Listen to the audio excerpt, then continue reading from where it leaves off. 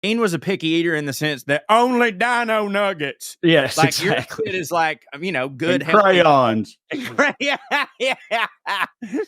Dude, so fucking stupid. We didn't know what autism was then, but we might just be shitting on somebody. No, he's too fat. No. They're the liberal rednecks. They like cornbread, but sex they care way too much, but don't give a fuck. They're the liberal rednecks that makes some people upset, but they got 3 big old dicks that you can suck. You got a little matching. You look like you're about to go backpacking in Australia. I am. Really? No. Oh, damn! I was excited. I'm in Radford, Virginia. By the time this comes out, I'll be gone. But I guess I'll plug this. I'm with Trae tonight and Richmond, which is sold out. Virginia Beach tomorrow, which is not. I'm in Atlanta at the Laughing Skull all weekend. I'm going to say this as nicely as possible. I've had to say it so many various ways at different times. If there's a show at the Laughing Skull this weekend, that's June 7th, 8th, or 9th, I'm on it. You don't have to ask me if it's the right show. I realize it doesn't say Drew Morgan headlining because it's a showcase show. And I wish I were more famous and I could do a full weekend at the Laughing Skull in Atlanta. But maybe I can't because you guys, anyway. So I'm on those. I'll be in Nashville June 25th. Please get tickets to that show. It's on a Wednesday. I wish it was in the lab on the weekend, but they wanted me to do the big room. Let's prove them correct and sell it out. Yeah, hell yeah. I'm not doing anything except for bonuscorey.com. I'm actually doing my first thing in a while, like actually going out in public to do a thing. I'm gonna go see our boy Tyler Childers on Friday, and I'm pretty fucking pumped. That's pretty sweet, dude. Yeah. You've seen him, man. Alpharetta. Alpharetta, Georgia. That's where the carpet is? No, that's Dalton, Georgia is where the carpet is. Alpharetta is a little bit closer to Atlanta, ironically, where I had to go get my goddamn phone yesterday. But yeah, I'm pretty excited, man. I haven't been to a live concert since COVID. Really? I don't think so. That's awesome, dude. Since Trae joined, have you just been hearing a crowd in general? It's not a crowd. It's my air conditioner, but me and Cho had an arrangement. I thought, should I turn it off, Corey? I can knock it out. Okay. I'm a highly trained audio technician. Yeah, he told me it was I thought you just had people following you around. Yes. That's, by the way, if I had, I think people, you have your number, like what amount of money would you need to retire? Everybody's got that. But then if I had double that money, I could see myself being like, hey, I'll pay you $200,000 a year and you got to follow me around with a boombox that has all these buttons, right? One is my intro music when I walk into a place. The other is when I say something that hits and it's like applause and stuff like that. And then other than that, I trust you, but I want you to score my life. Like when I'm walking fast, speed it up. And when I look sad, just like boom, boom, boom. And that's their whole fucking job. Health insurance, all that shit. Dude, imagine you had the worst day of your life. Something genuinely tragic happens. I don't even want to say what I'm thinking of because it's so unmentionable. And then this motherfucker hits the womp womp. You do not want that. That's a terrible idea. Yeah, dude. Amber's like, hey, I'm leaving you. and also, then it would go.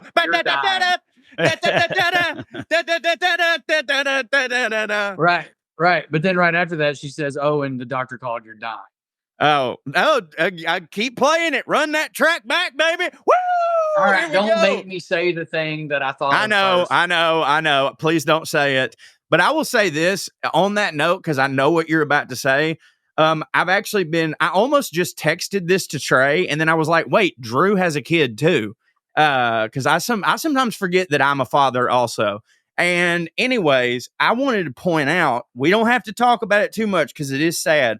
But how I mentioned that when you become a dad, it's like you hear certain songs for the first time. You know what I mean? There's certain songs you hear for the first time. Well, another thing that I've noticed about being a dad is how much kid death is just in movies and in TV shows and shit that used to, again, it's not like I ever was sitting there like, hell yeah, that fucking 5-year-old died. Like, it never hit for me, but like, me and Amber were watching For All Mankind the other night, and I'm not going to spoil what happened, but like, I just wasn't in the whole show was hitting, and a little bit. This is a tiny spoil.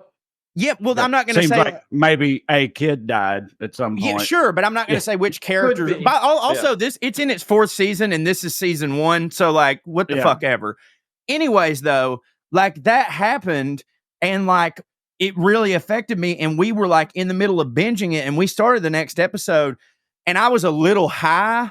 And I told Amber, I said, hey, baby, I'm sorry. We got to switch gears. And she looked at me and she had a tear in her eye. And she goes, I'm so glad that you said that. I can't fucking do this right now. You know what I mean? And then we turned it on some old classic, and The Patriot, and Mel Gibson's kid gets fucked. Oh, yeah. Famous. He had multiple kids of his die in that movie. Of course, he's got a 9 or whatever. That's how it used to go. But it was just like you had to have 9 as insurance. If you wanted to end it up with 4 or 5, you need to have 9. Who else is going to run the farm? Mm-hmm. Yeah, but you know what I'm saying though? Like so many of these movies, like it never occurred to me. But now that I'm like super sensitive to it, I almost have to be like, I need to be in a better headspace to watch this. Cue that Randy Quaid clip that I use in the text thread all the time from Independence Day. I've been saying it. I've been saying it for 10 damn years. I mean, this has been longer than that. I mean, since Bishop was born and he's 12. But and I mean, it was hardcore for me, and I'm sure it is for you too. But it's like flipping a switch. I will say, I have found where I'm at now, 12 years later, like, if it's a complete work of fiction, which most of the things that I watch are, then it kind of don't really bother me anymore, because I was like, over the years, every time I would like tell, I was like, Trae, it ain't even fucking real. That kid ain't real. None of this is real. It doesn't matter though. An alien ate a child. This is all made up. There's no reason to cry. It's like, there's that, what's that?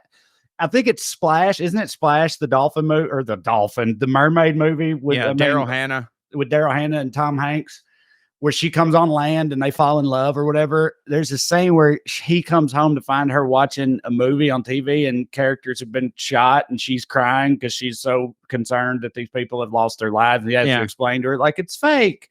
It's all whatever. Like, I had to do that with myself with what you're talking about. And and I mean, it pretty much worked. If it's like I watched First Man, which is the Ryan Gosling movie about Neil Armstrong. And it's a really good movie, but like, spoiler for actual history, Neil Armstrong lost a child, which I didn't know before watching that movie, or if I did know, I had forgotten it. But like, that's real, obviously. That's very real. And that really happened in the real world to a real American hero. And that still fucked me up. But if it's just like pure fiction or whatever, I can remember before Bishop was born, like Game of Thrones was in its first season and everybody was talking about it. And my buddy Corey Barlow, who had a kid already, he was like, yeah, we watched the pilot and it was great, but that ending, no, he's like, I don't know if I can fuck with that show or not. Because the pilot ends with Jamie Lannister pushing Bran out a window, you know? And I remember at the time I was 23 and childless or whatever. And I was like, what? Yeah. That's the dumbest fucking thing the show hits. What the fuck you talking about, pussy? Whatever. And then, but like pride, queer. But but I do get it now. I'm glad you said that. I wanted to ask y'all. So I've got a couple things I want to ask y'all, actually. One of them's about parenting, so we can do that next, and another thing, like pride related thing later. But anyway, that's where I'm at on this whole deal. It gets better. My only commentary as a new one is, how do I want to say this? There's a show on right now called The News from Gaza. And buddy, that show wrecking me. Yeah. And that's a whole other level. I think most people know how they're going to feel about it either way. Here's the experience that I have. There are days where I see things like you're talking about and I go, why the fuck are we sharing this? It's not changing anyone's minds. I just want to die now. And then there's other days where I'm in a different place or mood and I go, show everyone this. This is important. Experience this. Make these fucking ghouls experience this. Yeah. The child, it's like, it also highlights why people who are trying to get something like that out there do that. It highlights why writers, like as a crutch, maybe in make believe shows, do that to a kid. It's like because it's so fucking effective. It's gonna hit you. yeah. It's gut wrenching. Yeah, if you need It's drama, a fear that you didn't even know you could feel. yeah, that's the until thing. you Yeah, that's the thing. Like in that show, like in that moment in that show, I 100%, because I am a dad, I felt that character more strongly than I ever would have before. And like it meant like I was I was devastated. So like, yeah, it's an easy way, but like I'm watching him go through all this shit, and I'm just like, whoo boy, he's handling it better than me, you know, like goddamn. Like I said, now if it's fiction, like I said, oh, it's an alien or whatever, then it don't really bother me anymore. But it certainly used to. It didn't matter how ridiculous it was. Like I remember one time Bishop was probably 3 or 4 and something like that. And I was watching that show, The Strain, which was like a vampire monster show on FX produced by Guillermo del Toro. It was pretty good. It was okay. It wasn't like fantastic, but it's pretty all right. But these like crazy evil vampire, like real freaky, they got like tentacle suckers that fly out of their face and suck your blood. And it's, they're real scary. Yeah. But also patently ridiculous because it's like such an over the top monster design. One of those monsters broke into a house, and this kid came down the stairs who was like 3 or 4, same age as Bishop. He was wearing a pair of like Target pajamas that Bishop had, the exact same ones, and I think was like wearing them that night and was asleep, and that monster just ate the fuck out of that kid. Yeah. And it, it tore me all to pieces, even though it's like, again, that kid probably had a blast filming that shit. You know what I mean? It was probably so cool and fun for everybody involved. Hollywood movie magic. There's nothing actually sad about any of this in reality. But it doesn't. But it fucked me up. To me, it's not any of that. It's just a reminder that, like, yeah, of course, my kid's not going to get. It's a reminder that things happen in real. That's my point. What I just said doesn't. Kids don't get eaten by vampires on their like that. Don't happen. No, I know. Right. I know. So but like, that's kind of what I'm saying. Like, yeah, right. I hear you. If it's just real, then yeah. But if it ain't, if it's some silly shit, then some silly Hollywood movie shit, then it don't really bother me anymore. I don't want to get political, but I think some people think kids get ate by vampires, Trae. I'm not That's true. I'm not here to debate. I just feel like you just said that, like, oh, that never happens. Maybe it does, man. You don't know. It's true. It's where you're right. Actually, a lot of people really do believe that kids get ate by vampires all the time. Yeah. Vampires who are also liberal Jews. Anyway, flipping that out. Parenting question. Y'all are not there yet, so it probably hasn't even crossed your mind, but I just want to ask you hypothetically. Well, I mean, it may or may not be hypothetically eventually, but what do you think about, have you thought about picky eaters?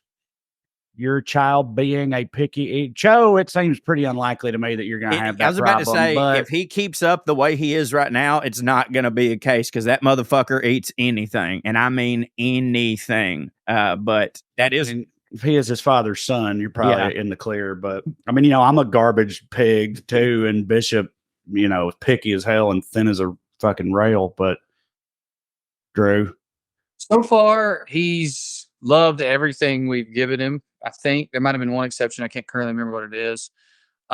He is seemingly, I don't know if allergic's the right word, because he doesn't break out. He throws up when he eats egg yolk, and at 8 months, egg yolk is supposed to be one of the best things for him. So that's disconcerting. I do think about it. Andy certainly thinks about it. She's constantly sending me little videos about how to like avoid that and what the best way to avoid it is. Andy's got genuinely impressive instincts when it comes to a lot of that stuff. Like with his sleep, for example, like slight changes. She's like, oh, I bet it's this. She figures it out in a day and gets him right back on track. She's just very maternal. So I'm hoping, like, look, so far, man, they both almost died on the way in. And then since then, though, it's been emotionally nothing but pretty easy on me in an emotional sense. He's pretty happy all the time. She's great at helping him along or not. So I have thought about it. But right now, I'm just in a place where he ain't going to be like that. which makes me think now that you've asked me that he is like that. Well, if he is like that, because see, like Bishop is like, he's been picky his whole life. He's, been a vegetarian since he was 3 or whatever. And like at 3, his stated reason was because he likes animals and doesn't think animals should be eaten. So he's been like, and that's before we moved to California. He was queer already. But anyway, he's been real picky since the very beginning. And Katie has never even a little bit been on my team about it. Like early on, it's always bothered the shit out of me. On your team of just like, he'll eat what we give him. Right. I like from the very beginning, I was like, Katie, we need to actively try to do something about this. Like now, like we need, I know he's going to sit there and cry, but we need to force him to eat some of these things or whatever. And she just never was with it. She was like, I just don't see what it matters. Why not? He give him vitamins, let him eat what he wants. It's not a big deal. You're being an asshole. Right. And it's like, and she stayed that way forever. Now he's pushing 13. And I swear to God, he eats 4 or 5 things in the world. Now, luckily, like a couple of those things are like, he likes fresh fruits and he likes peppers and carrots and hummus and shit. Like it's not unhealthy stuff that he eats. He's like, like I said, he's like, he's a burgeoning like Timothy Chalamet. You know what I mean? Like he's wayfish, but in like a good way. You know what I mean? I'm not worried about his health or nothing because of this. It's more like social concerns that I have. So I'm thinking this specifically now because Katie's sister, her sister's husband, their 3-year-old, and Katie's dad just spent a week with us and left yesterday. Right. Ooh. We made it through. My brother-in-law, her sister's husband, who I love, is a great guy. He's an adult picky eater, right? And he was saying while he was here, he was like, now, like in retrospect, I wish my parents had like forced me to not be like this because I don't like being like this. But it's like basically, it's like pathological at this point for him. You know what I mean? And it's like, and I'm like, Katie, see, you listen, you hear that shit? But I feel like it's like about too far gone now. But I don't know. There's like, so I guess to offer a different, like not even pushback, because I don't know. I am definitely was raised by people who are like, you'll fucking eat what we give you. And I know that's inside me. But Andy knows that's inside me. And in an attempt to like, she's already thinking about it to the point where she's already trying to ward that off. She's more like Katie and she knows how I'm going to be. But she said something to me that made sense, which is like, they don't think that works very well because if you force them, now you're just giving them anxiety surrounding food. Yeah. And so you're not instilling any sort of healthy relationship with the thing that you're trying to force them to do. And and you'll give them an eating disorder. Thing to do is give them a bunch of stuff when they're babies. Like Andy's got a list and we're like building up to it where you're just supposed to like have them try stuff when they're too young to even know what no is. And if they don't like it, then you just don't force it again. And for a week or 2, then you try it again, And I guess that's our plan. It does make sense to me what he said, but he doesn't know if that would be the outcome. Like the outcome might be that they gave him a lot of food anxiety. Yeah. And then what? I don't know, eating disorder. I mean, at this point, I know that doing that old, you're going to eat what I give you. I know that wouldn't work with Bishop because I know he wouldn't, because he can just, the other thing about it, and this, yeah, he'll just Uber eat something. It's a double-edged sword because like the other aspect of it, I'm actually real jealous of. Like, I'm actually real jealous of it. I'm glad for. He's like a food is fuel person. It's not just he's a picky eater. He don't have that broken thing inside of me that just the hole in me that I've been filling with sugar and fat for 30 years to no avail. Yeah. He don't have that thing clearly. Like I know if I tried that, he would just not eat that night and he would continue to not eat until I don't know. He died. I don't know. But like he said, but like he would, as far as picky eater, like he would gladly, if I bought him those Soylents, those meal replacement shakes. Yeah. He would drink, he would do nothing but that every day for perhaps the rest of his life, and it wouldn't bother him at all. And I'm kind of jealous of that. Me too, because he probably won't ever be a big fat fuck. His brother, he more like me. He go in, and I do have to worry about him sometime because he's a big fan of food, and he ain't fatted up yet. But we're gonna have to keep our eyes on him. But so it goes both ways. Yeah, I just don't want him going over to a friend's house or something or like a field trip. You know what I mean? Something like that, where he goes over to a friend's house, especially out here in LA. He goes to like an Armenian friend's house or something, and his mama cooks him some traditional Armenian shit that's like really important culturally to them or whatever the fuck. And he's just like, no. And it's like, that's rude and disrespectful. I don't like thinking about shit like that. You know what I mean? And it's like, let him hang out with Armenians, dude. Goddamn. I mean, that is the obvious answer, I guess. But Jesus Christ. But yeah, I don't know. That's mostly what I think about. And y'all know that I've had like Drew, you know that guy in Knoxville that did comedy that we found out he was like an adult picky eater. We did that Taco Bell challenge. His name's Dean. You don't need to. I don't want you. He deserves nothing. And y'all know, like, he's for years I've been like, dude, I've never more quickly lost any last modicum of respect I had for a person. And when I found out, because it was like, we were trying to do this eating challenge, and he's like, I can't have no lettuce. I can't have no vegetables of any kind on them tacos. I was like, oh, well, you allergic to vegetables? He's like, no, I can't eat vegetables. Like, mean you can't eat vegetables? Like, even if you don't like them, so what? Like, just do it. Like that's always been my attitude. And now I'm, raising one of them. I mean, he's the polar opposite of Dean, except that they're both picky eaters. But he eats good. Like, and he's and he's not creative. He don't have any of the other signs. You just did a perfect right-wing argument, because you almost made me say, in defense of autistic people, that they're often fat. You almost got me to be like, yeah, but he's a different kind of fat. Like, he's like, again, all he do is. We're being dicks to a person who's real, and we've said his real name. So that, which I tried not to do. Corey's the one who said his real name. I don't care. I think, listen, he's a fine fella otherwise, but like, if you're just go through your whole adult life and you're like, I can't eat vegetables, you don't deserve anonymity. That's something that you need to be shit on for. All right, let's throw Max under the table too. While we're at it, Max who? Fine. Max Fine don't eat vegetables. Yeah, he don't eat vegetables. He don't drink water neither. He don't fucking dipshit. Mac, what the fuck? Unless you are from like Wayne County, there's no excuse for not eating vegetables and not drinking water. Like, them people. It's probably a mental health thing. By the way, he's a Jew, so he can. What does he drink? Types of meat. What's he drink? He's only going to be mad about one part of this, besides straight liquor. Fucking last name, which really, really genuinely upset me, because I love. But anyway, I want to get back to something related to this. Trae's kid, if he's eating hummus and vegetables, like, I genuinely think there's nothing. All you're worried about is an imaginary Armenian mother being mad. Yeah. Well, piss on her, dude. Right. Like, you ever seen them drive their SUVs right up to the front of the stair and go straight in without even parking in a real spot? They're white. You're allowed to say stuff like that about them. It's always been my philosophy. By the way, the such proof of how much money and stature matters. The way we just described Max and Dean is also Al Michaels.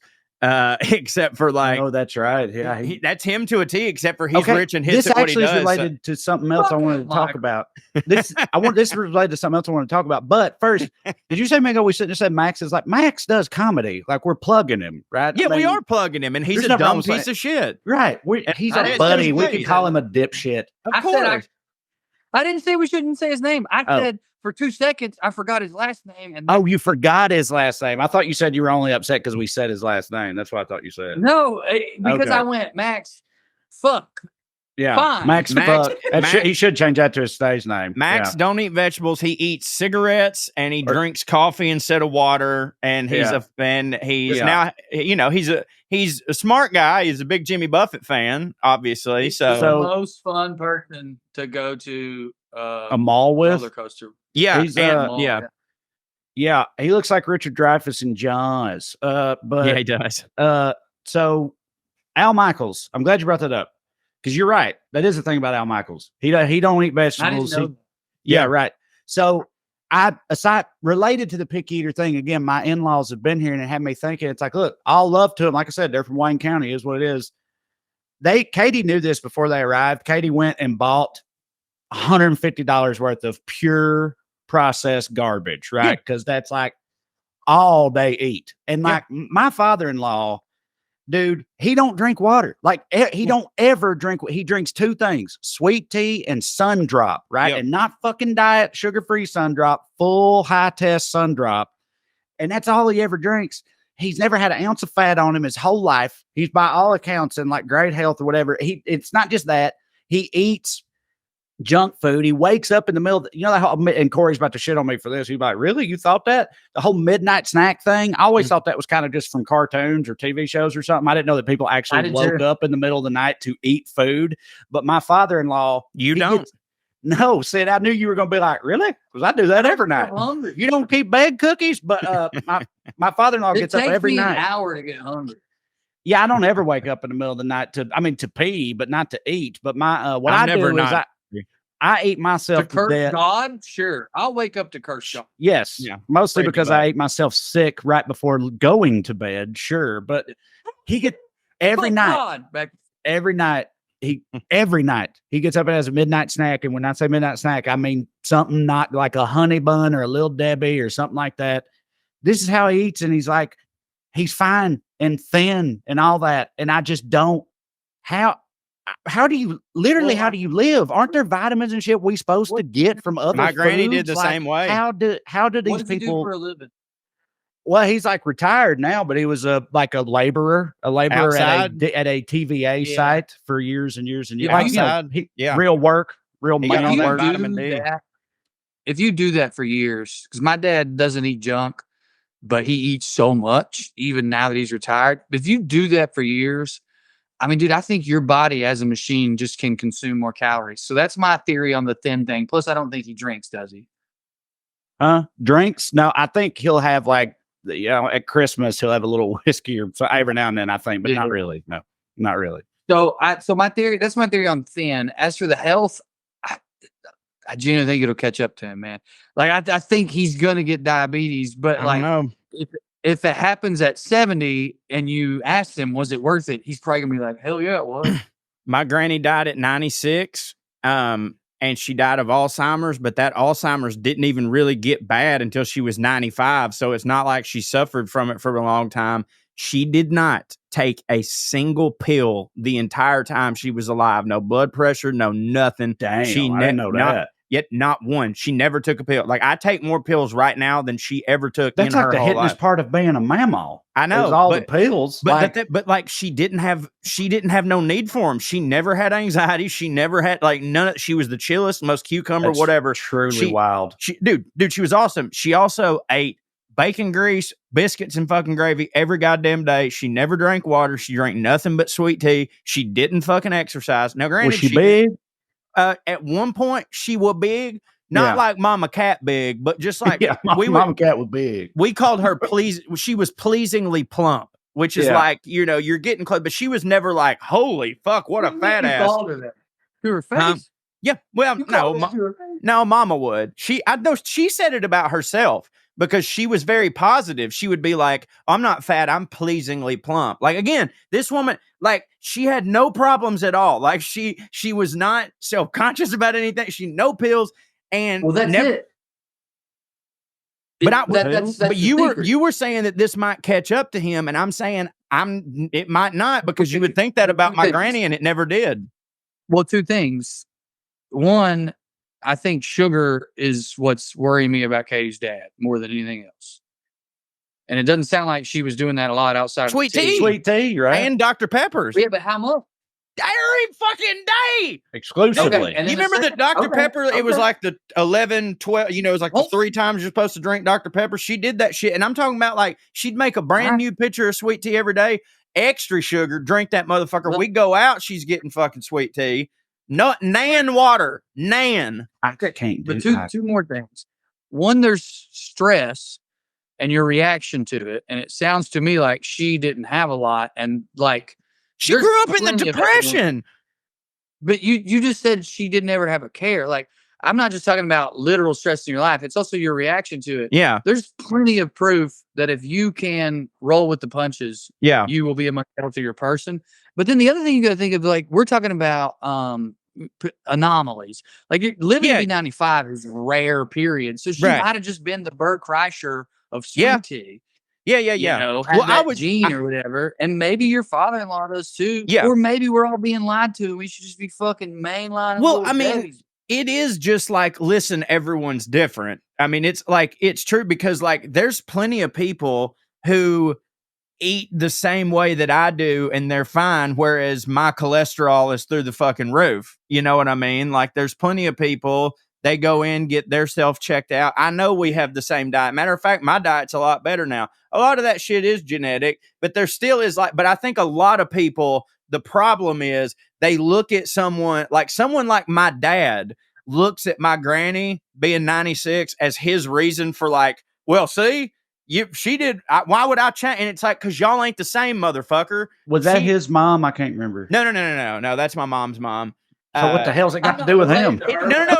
No. His what? No, it doesn't have anything. He doesn't understand the genetic. It's funny though that if he makes that argument, it's like, hell, Granny Bain lived to be 96 just like this. It's like, you ain't even related to her. But it's not a genetic. Like your dad died at 39. You know? That's the point though. My dad doesn't factor genetics into any of this. My dad is just like, see, my dad is just like, see, sometimes people like, she did all that bad shit and she lived to 96, so I could too. He won't factor in the fact that his dad, who, by the way, his dad wasn't even fat. He just had a bad heart and a heart attack. Like, dad don't factor none of that in.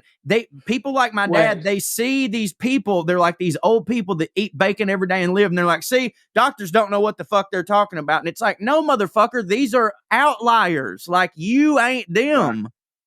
But I can see, you sure his argument isn't sort of what you said, but in the negative? What I mean is, I could buy the argument. It's not true, but I can understand the argument of like, some people live to be old, some people die at 40. I may die at 40, but it ain't going to be because of what I'm eating. It's just how it is. You know what I mean? Like almost like it's only genetics. I mean, that's what I've definitely heard that argument a lot too, where it's like other things are a factor, but at the end of the day, there's no more determining factor than just your genetics. So like basically like Katie, everybody in Katie's family lives to be damn near 100, right? So she's got great genetics. So like, hopefully the boys got that. Cause me, I mean, with some people, like, but my family is full of people who live like shit too. Like if my papa wasn't a whiskey bowl papa, he might have and smoked a pack and a half a day. He might have made it past 69. You know I think mean? everyone in my dad's family died young, and so they took that as, well, I'm going to die young, so I'm going to do whatever. But it's like that's the reason though, is that they all decided, well, I'm just going to hit. If one of them had been like, damn, we all die young, I better not hit this hard, they might have broke the cycle. It's because they've hit too hard. Right. You know what I mean? Well, and on the flip side, though, and I have no way of knowing this, obviously, she could die tomorrow, but I've just always thought my whole life that my mama's going to live to be 100. My mom will too. She just seems like one, and it's like, and she has lived so wrong, but she's just like, she's just one of those. You people. Can't kill them, Todd. Right. Exactly. It's like, Wade will live forever. She ain't going to go nowhere. I don't think so. My mother-in-law lives very cleanly, but she's definitely going to live forever. What about, do you guys ever read about like your DNA changing based upon how you live? Yes. Your DNA. Like, and passing it down. I saw one study. This is going to sound so ignorant because I'm ignorant about this. It was something like, is racism inherited? And it was like, if you get taught to be racist and they use racism as an example. If you get taught a belief and that belief stays in your family long enough, you pass the belief on because it kind of gets written in your DNA. I wonder if that, again, we're speaking way over, or I'm speaking over my head, but I wonder if there's something. Your double helix just looks like a swastika. I've heard, I read a similar study that was like talents can be passed through genetically. Like but like not like just musical talent. I feel like that totally. But it's not like, oh, they were a natural hitter and therefore you'd be a natural hitter too. It's like someone hypothetically, they weren't necessarily musically gifted, but they tried really, really fucking hard and that changed their DNA. I read a book about this concept years ago. Yes, you know what I mean? Yeah, practice and learning a skill and get good at it could somehow change your... And you pass it down. Yeah, I remember reading a book about that. And our grandparents practiced racism. And right. They got good at it. They were some of the best ever. Yeah, well, I'm really hoping that environment is a pretty big part of it, frankly. I've got a bit right now where I talk about like worrying about my kids on account of the trash blood I've given them. You know, how like I'm raising them in California, but at the end of the day, I gave them this fucking moonshine and a radiator ass blood I got. And I'm worried about that, which is true. But like, so I'm saying, you know, what I tell myself is like, yeah, but literally everything about their whole existence is a complete 180 from what yours was. Cause you know, cause I'm real beat up. Already cycle. If one of them kids does some trash shit, it's just because like they're trying to rebel against. Well, I'm saying trash shit, but what I mean is like, you know, crippling anxiety and depression and fucking food problems and shit. Yeah, like but also, yeah, but is it not because of all the shit that happened to me? Is what I'm saying. Like, if I had like grown up in a loving home, it wasn't broken to shit. Maybe, but either way, like I think about that. Dad loved this, but you know what I mean. Well, I think about that all the time with like, you know, my dad has undiagnosed mental disorders or whatever, and it took me a long time to accept mine or whatever. And when we were like talking about having Bane, I was like, man, I really hope that like it's gonna upset me if like this baby has fucking depression and anxiety and shit, knowing that I gave it to him. But then I comfort myself with the whole thought of like, yes, but he'll have a parent that has gotten help and understands it and will have the resources to deal with that early. So it won't be the same. You know what I mean? Like it won't be the same. We can nip that shit in the bud. So that's a little bit, does that make sense? Yeah. But it's also like what I'm going through over here already is like, they're in like tween puberty sort of age, teenagerdom right around the course. So it's like, they're too cool for a lot of shit. Everything's mid to them, you know, mid. Yeah. Everything's just mid, nothing hits. And it's like, do they say mid a lot? No, but they act that way. Yeah. And it's like, and in my head, I'm like, oh, nothing hits for them. Are they like depressed? And it's like, are they just angsty teenagers? Yeah. Like, it's not cool for anything. You're mid. Are you mid to them? I'm sure I'm mid to them. Yeah. You know. Yeah. You don't have Riz. I know that. No Riz. I like Riz. Negative Riz. Riz is beautiful. It's just short for charisma. I agree. It's not that bad. How many of these do you think will stick around? Because like, I think Riz sticks around because I think it makes sense. Yeah, I think Riz will stick around because, like, you know, I think about some of the ones of the past and, like, you know, Dope, like that one has some of the Dope and Cool have the most staying power. It's like those were both used before our time and they still mean the exact same thing. But then there's like, you know, thebomb.com, like that's gone. You know, all that in a bag of chips. Yeah, exactly. What like all the like, you know, the ones saying what's up is gone, but what's up is eternal. Yeah, sup is still fine. But like my dad didn't say what's up. Yeah, that's new. And that one will hang around. But like I hear some of these new ones, like Drip. Do you think Drip will hang around? I mean, it's already been around a few years, but no. I mean, no. But it's on the line. But no. Yeah, there's a couple, and because I'm trying to come at this from like a, you know, I don't want to be like, God, these kids that talk so dumb, because I knew that I was a kid that talked real dumb, right? It just is, though. I think about it, I go, yeah, but some of ours stood the test of time. You know, I don't know about some of these. Like the new one, It's Giving. You know this one? Mm-hmm. Yeah.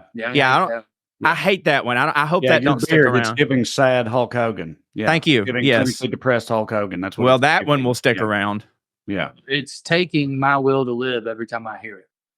Okay. Yeah. But yeah, I don't know. Yeah, me and Katie got into a fight and she texted Paige about it. And Paige texted me like this is months ago for the record. About you being mid?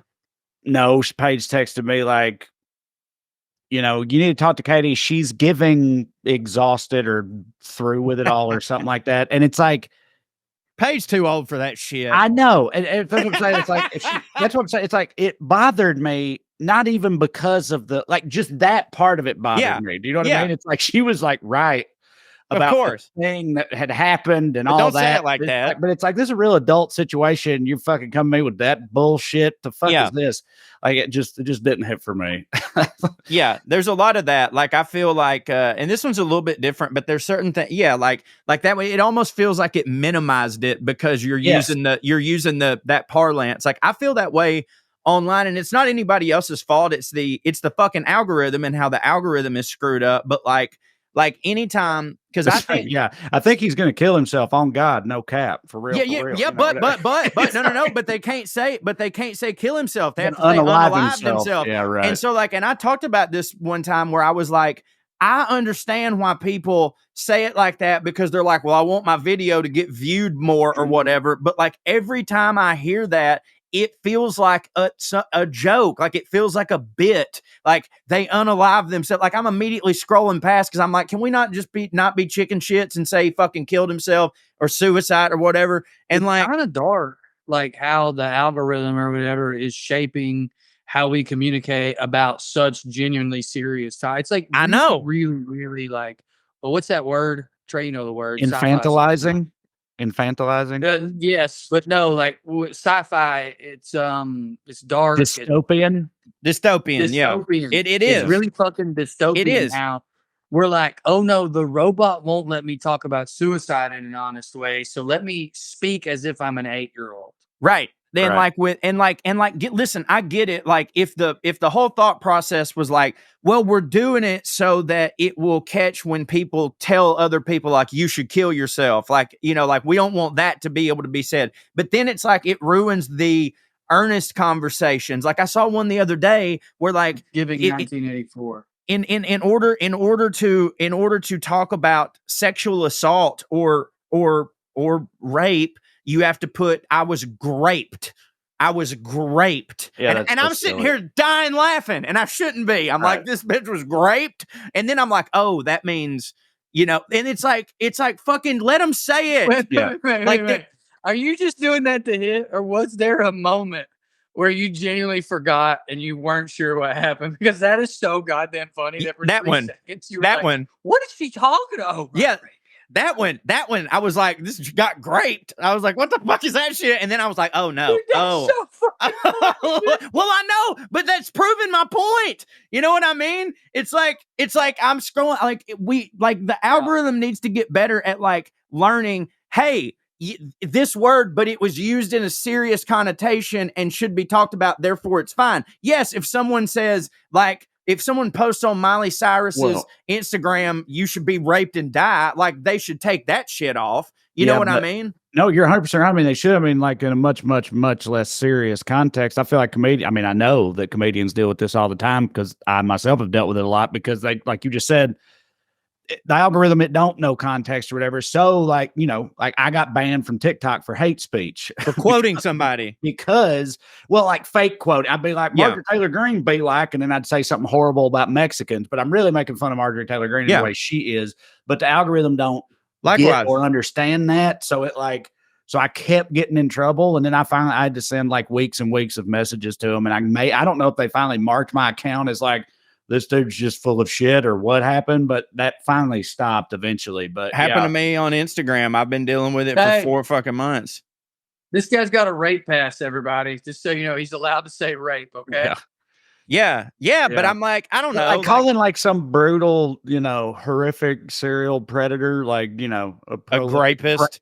Yeah. Like, what does he make wine? Does he live in the wine country?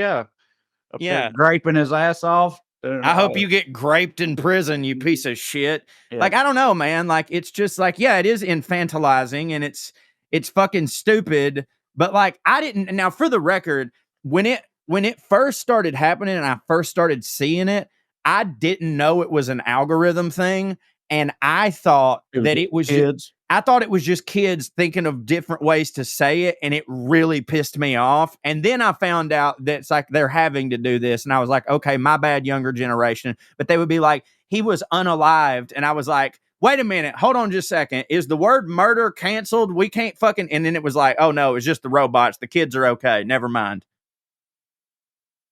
Yeah, don't hit. Joe, I want to ask you one. I know y'all both have thoughts on this. What? I know I'm about to bring something up, but were you saying something? I don't know what just happened. Yeah, I don't know. Maybe I cut out. I was just going to say I've been doing a bit. I don't think Corey has seen it or knows about it. I've talked to Trae about it, about the algorithm and like the way it's like already shaping my dad and how it's like, it's really, it's fucking depressing because it's like it seems so insignificant until you realize this is where culture's at. And what I mean is online. Like this is Yeah. where culture's now shared. This is where it's created. It's like it seems instant. It's like, all right, so you can't say suicide on Instagram. And it's like, yeah, but that's where these kids live. Right. Yes. Yes. Right. Which that's almost actually- makes it seem like you can't talk about it. This is related to exactly what I was just about to bring up, and I know you both have thoughts on it because Trae be expounding on it or sort of on it all the time on the internet, and Drew, at least at one point, had a bit kind of about this. I was watching a TV show where this like a detective guy's looking for a missing girl, and she's like 20 years old, and he's checking her Instagram accounts and stuff, and she posted all this is all made up, none of this is real. But she's on Instagram. You know, he's trying to piece it together her last moments before she disappeared, and she's on Instagram having breakdowns and shit. Again, this is all made up, but people be doing this. Mm-hmm. And I was saying while watching, it's like, man, it's such a wild thing that like really does happen a lot. Like I feel like generationally speaking, like if you genuinely think something is about to happen to you, like you're in danger or something, I get like, you know, going live catalog, you know what I mean? Like it's evidence. Yeah. But if you're just like falling apart or something, Right. it's so wild to I cannot conceive of having that happen. And my thought being, I need to document this for posterity. Right. Or I need to do this publicly or on social media or whatever. Like for me, it's the opposite. I don't want my wife to see me upset. I'll go in the closet and hide and do my shit. And that ain't good either. But like, I just, you know, that whole, right. But like, what do y'all, you know, where y'all at on that? You mean people who were like literally like having a like literal massive breakdown and they're like live or whatever? Yeah, just people that, I mean, it's kind of like a larger question. People put their entire lives on social media, but that includes like when they're crying because something bad has happened to them, or they've got having some kind of mental health episode, or whatever the case whatever it may be. They like do it on social media, and I think that's fucking wild. It is wild. Me and my friend Reno, y'all know Reno Collier, comedian. We were actually talking kind of about this the other day on the phone. And we were talking about suicide in general. I think you can still say it on a podcast and not the algorithm don't fuck with you. We're talking about suicide in general and just like when you're in that spot. And a lot of people will be like, let's say hypothetically someone commits suicide in like a kind of crazy way or whatever. And people will always go, what were they thinking? And it's like, well, the real answer is that they weren't. You know what I mean? Like the real answer is that they weren't. And like, I believe with certain things like that, like, you know, when you're so depressive or whatever that your frontal cortex is just completely shut off, like, and you're either in some sort of deep depressive or like you're depressive and you're manic meet at one moment where you're super fucking sad, but you've got all the energy in the world to talk about it. I don't even think that you make decisions based on thought at all. And you just, I always have thought, this is sort of diverting a little bit, but just directly on what you just said. I've always thought that David Foster Wallace, who clearly had some personal experience in the matter ultimately, I always thought that he kind of nailed this, or at least it makes sense to me. I thankfully haven't been there myself, but the way he described it, it's not that people write 1,000 pages and then kill yourself. It's not that people aren't thinking. It's that when someone is so insanely clinically depressed or whatever that they end up killing themselves, it's akin to when people on 9/11 jumped out of the towers because they were on fire. They didn't do it because jumping hit for them. They did it because the alternative was worse. They were afraid of the flames, and like the depression gets so bad that that jumping out of the building as opposed to dealing with the flames of the depression seems like the better alternative to these people. And I've always thought that checks out. Couldn't agree more. That's not really the same as not thinking about it. No, I couldn't agree more. I couldn't agree more. I'm just saying that like even in that, every suicide is its own thing. You know what I mean? Like because like I do believe that there are some suicides that were purely fear-based. Like some of them, I know, so like somebody running from the law. Oh fuck, you know, I'm doing this. Like some of them are like these instinctual, I don't want to see what happens next. I'm going to do this. And maybe they wouldn't have done it had that circumstance not happened. And then there's some people where it's like everybody's blaming themselves. And it's like, look, buddy, we knew that person. It was just whether it was today or tomorrow. You know what I'm saying? And so I don't know. I'm just saying, like, it's people, you can't, a normal functioning person who never has had suicidal ideations can't put themselves in that thought process at all. And so, like, I don't know. I just don't think their brain's working right. And they're just like, they're just doing anything to maybe feel better. It's sort of like that, no atheist in a foxhole thing where it's like, this might be dumb, but if it helps, I'll fucking do it. And I guess for some people, it might be just like, this is a new cry for help. Like, please, somebody come get me. You know what I mean? True. I mean, I think it's definitely a cry for help. I mean, when you first described people having a breakdown while they like look at their phone, I didn't necessarily think of someone who was suicidal. And I didn't necessarily mean that, for the record, by the way. I think that a few things are going on. I think one is at some point it became like brave, like #brave to share your mental health story. And I think that's true. And I think a lot of people did that. But as that becomes part of the culture, people are like, oh, there's a new, even if it's subconscious, it's like there's a way to get attention, which feels good, especially if, as Corey said, you're already down. And then you usually do get support when you do those types of things, at least at first. Like, I know there's some dark corners of the internet that'll just like, if you're really crying, especially if you're a woman or like a twink looking boy, like there's corners of the internet that are just going to be like, fuck off. But like for the most part, if you do one of those things, you're going to get a lot of support. Clicks and likes or endorphins. I was going to say, A, you can look at that positively, like you need support. And then B, yes, it is a dopamine drip to feel that. So I don't personally think it's very healthy to do it. I think people do it for a myriad of reasons and probably more than one at the same time. I think it's a type of cry for help in a lot of ways. I think people are addicted to attention. I'm one of them. I post stuff all the time, and some people can get it that way. I think that a lot of people do talk about those issues and are open about it. Like, I'm having a bad day. And I know I've been crying and here's what's going on. I think because their hearts are in the right place. And I think some people's hearts aren't in the right place. I think it's like anything else. We tried to, this is what my bit was about, and you referenced it. We tried to get rid of the shame because we didn't want people to feel alone in those moments. But getting rid of the shame had a boomerang effect of, we went to where some people seem proud of. Yeah, right. And that does happen, like with fat people. And I also think that that Corey's right. Like, for some people it's just a cry for help, and then for others, I hope that their heart's in the right place and they're just like, they are just letting you, like, hey, I don't hold back, I'm very real on here.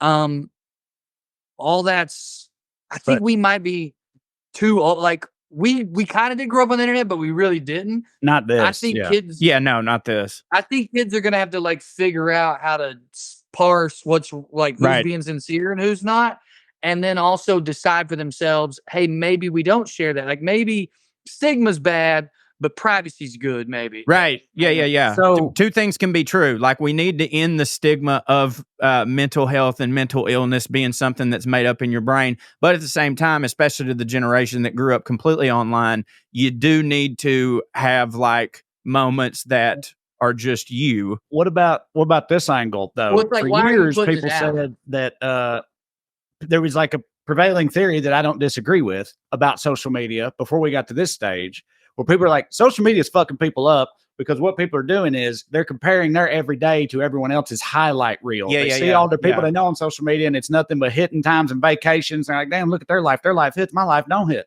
Well, if it's moving in this direction now, you know, that helps. Could that have the opposite effect? People are watching, like, damn, we ain't as sad as that motherfucker, you know? Well, I mean, dude, listen, I mean, being transparent here, like, I openly talk about my struggles. I don't cry into the camera, but I've openly talked about my struggles. And, one thing that a myriad of the comments that I've gotten, and the reason that I continue to do it, less so now than I used to. And coincidentally, I think that's because I got my brain figured out and I'm happier. But was like, hey, it is nice seeing someone with my accent talk about these things normally, like just having a normal conversation about it. It is nice. And perhaps that is something to your thing of like, yeah, I could just share all the times I'm at the MTV Movie Awards, hanging out with y'all, doing all this thing. But like, then it'd be like, oh, Corey's, this or whatever. But I don't know. It could go the other direction. Either way, I think that ending the stigma is a good thing. But I'm also with Drew in the sense of like, it's going to bring out some like super shitty Tony Robbins like motherfuckers that don't hit. Well, it already has, but it's all, I guess the question for me is like the people who are having these breakdowns, if it's a sincere breakdown, is it going to help them to do it online? I don't know. Probably not. I don't think that I think it will, unless it's like they literally need someone to send someone to their house right now. Yeah. And then the question of like, is it going to help other people? I struggle with that one because, obviously it depends on context, but you said breakdown, Trae, and it's like, that feels to me like you can't, like, who is that? That just makes everybody sad or worry about you. I know, you're and right. Yeah. I can't help but feel like people post full on breakdowns because that's what they want.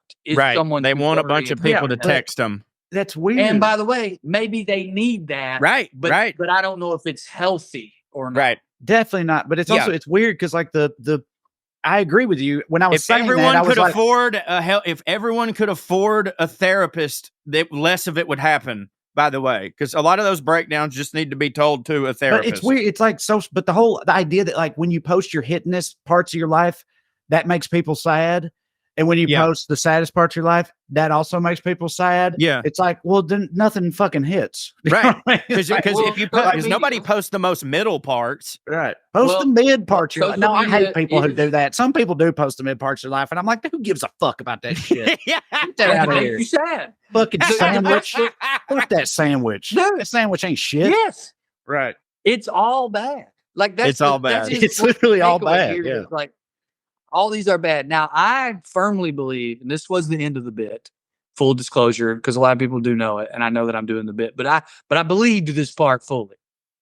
To me, it should be a place where you try to either share information or communicate, and I believe in that. Like, I don't want to bring up the fucking war again, but it's like, if the news isn't telling the news, show me on your camera. I think that's one thing social media is for, information. And then secondly, I do think it should be for the highlights. And in the bit, I say, if you're my friend, I want to see your highlights. And if you're my enemy, I got on this app to hate you. That's why I went to your page. So if you're talking about you're suicidal, you made me empathize with you on a Tuesday. Now I hate you even more. So do a backflip, pussy. Yes, I think it's that the highlights, it should be a curate. I do actually think it should be a curated highlight, and we should just all know that and accept it. Now, if you say, well, I want to share information because I'm worried about other people's mental health, and I'm like, all right, that is also a good purpose for it. I don't think seeking out either validation, and I do it all the time, or help from strangers is healthy. I think we should try to push our kids away from doing that on social media. If you're in trouble, you need to call somebody, not 100%. Post a video of your. I just think that information. I think that every post. Well, no, I don't know. If you're just on social media with your friends and coworkers and people you actually know, that's totally different. But that ain't really the world we live in. And I feel like more and more people today on social media, they try to do something with it, which, hey, I mean, that's what I've done. That's what we all do. I'm not knocking it. But if you are that person, if you're not just a regular person posting pictures of your kids and shit for your family, your aunts and uncles to see, if you're not doing that, if you're on social media for the other reasons, I just am of the opinion that the post should be that they should offer something. I'm not saying it has to be like, for me, it's like I try to be funny. Right. People think it don't hit, but I try to have jokes in it. Right. But it's like, or if you are a food person, it should offer food porn. It should offer whatever it is you do, it should offer something. A lot of but people that are just on there just doing nothing, but just being on social media and acting like other people should care, that bothers me. Like I'm like, why should I care? But my dark response to that, and this is actually why I wrote the joke, is that I do feel like some of those people are offering something. It is a voyeuristic shit show. Yeah, people like that. Of people like enjoying the fact, again, like I said, that people are worried about them. And that in and of itself is a mental health issue. I'm not trying to just judge that as like necessarily awful, but I do think they're offering some. I mean, it's been fodder for us for the last 10 minutes. Yeah, we just don't like it so much. Well, part of what scares me so much about it, Trae, is it makes me uncomfortable. But for a lot of people, that is very entertaining. Is not quite engaging. They're very engaged by watching someone have a breakdown, and that is what's so dark. Oh, dude, my sister and Amber, that's like their shit. Like, there's so much of the internet that we talk about, and I'm like, who the fuck likes that? Answer: my sister and Amber. You know what I mean? So like, it's crazy, and like they'll be explaining it to me, and they're like, it's just not your thing, and I'm like, no, you're right, and I just have to. Britney Spears has been in the news and been in the algorithm. Oh, I'm sorry, what? That's the overlap for me. I do care about that one because sometimes she'd be naked with swords. Well, what I was going to say, though, is like she is only relevant again because she is breaking down in front of us. So it's compelling. That's the word I'm looking for. And so you're right. You should be offering something. I think some very sad people have figured out this is all they got to offer, and it makes me really fucking sad. Yeah. Well, don't hit. Well, you know what does hit? On that note, me and Drew will be doing shows tonight and tomorrow night. If you watch this when it comes out on Wednesday, tonight and tomorrow night in Richmond and Virginia Beach. Virginia. Then I'm going to Florida after that. Donnie Singstack will be joining me. And then after that, I got some Southern California shows and then San Jose. And then on from there, TraeCrowder.com. Check it out. After me and Trae do them shows together, I'll be in Atlanta all weekend at the Laughing Skull. I think I mentioned that at the top of the show. I'm going to reiterate Nashville, the 25th, middle of the week. They got a new side room, the Lab. I'm in the big room. They said you can do the big room. Prove them correct. Let's buy some tickets.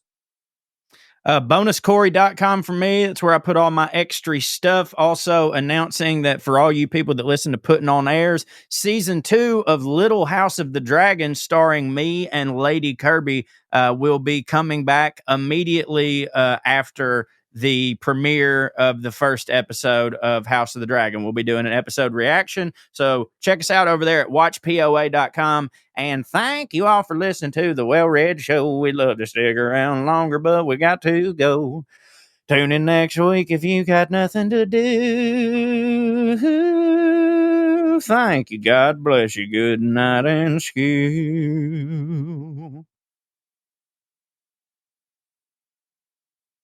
No fart? Fart. Fart.